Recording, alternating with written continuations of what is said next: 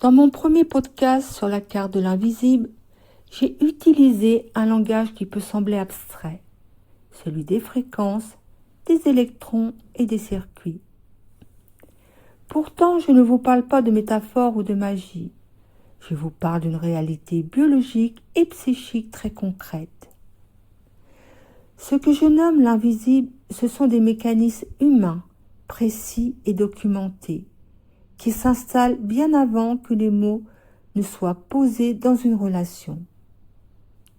C'est le glissement silencieux d'une énergie que l'on sait investir en soi pour la mettre au service de l'autre. Aujourd'hui, je veux traduire cette carte en faits.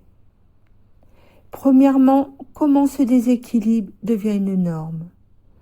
Deuxièmement, comment la fatigue émotionnelle remplace votre vitalité et comment on finit par s'oublier, non pas par choix, mais par effacement progressif de nos limites internes.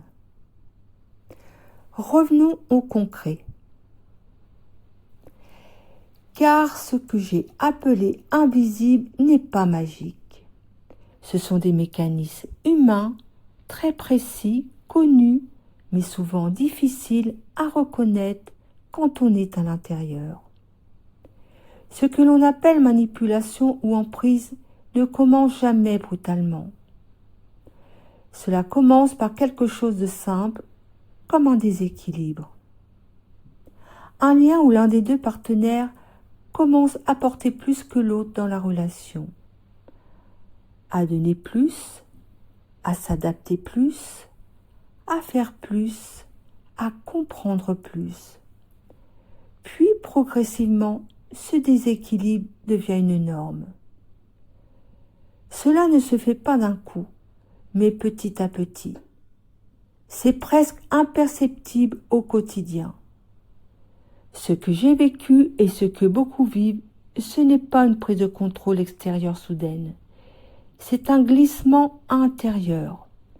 Un moment où l'on commence à douter de sa propre perception, à ajuster ses émotions pour préserver le lien avec l'autre, à s'oublier légèrement, puis de plus en plus sans même s'en rendre compte. C'est là que la codépendance s'installe, pas comme un concept, mais comme une habitude relationnelle, une manière d'aimer en se retirant de soi.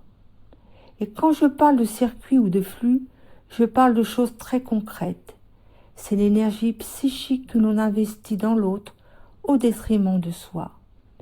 C'est la fatigue émotionnelle qui s'accumule quand les limites ne sont pas respectées. C'est la perte progressive de repères internes. Ce que j'appelle aujourd'hui la carte, c'est une tentative de rendre visible une logique répétitive, de schémas, de cycles, de points d'entrée et de sortie. Et surtout une chose essentielle, on ne sort pas de l'emprise par la compréhension seule. On en sort par la reconstruction des limites internes, par le retour au corps, par la réappropriation de ses choix, par des actes simples, concrets, répétés. C'est là que la transformation commence réellement, pas dans l'explication, mais dans le repositionnement. Et si je sépare aujourd'hui ce travail en deux espaces, ce n'est pas pour créer une distance, c'est pour respecter une réalité simple. Comprendre ne suffit pas. Intégrer demande un autre niveau d'expérience. Ici, nous regardons les mécanismes. Nous les observons sans fantasme, sans amplification. Et dans l'espace le plus intime du travail personnel, il s'agit de réapprendre à se tenir debout dans sa propre vie. Reprendre sa place ne veut pas dire se fermer. Cela veut dire se distinguer. Savoir où je m'arrête et l'autre où il commence. C'est à partir de là que quelque chose devient stable. Pas parfait, pas idéalisé, mais stable. Voici la fin de ce décodage.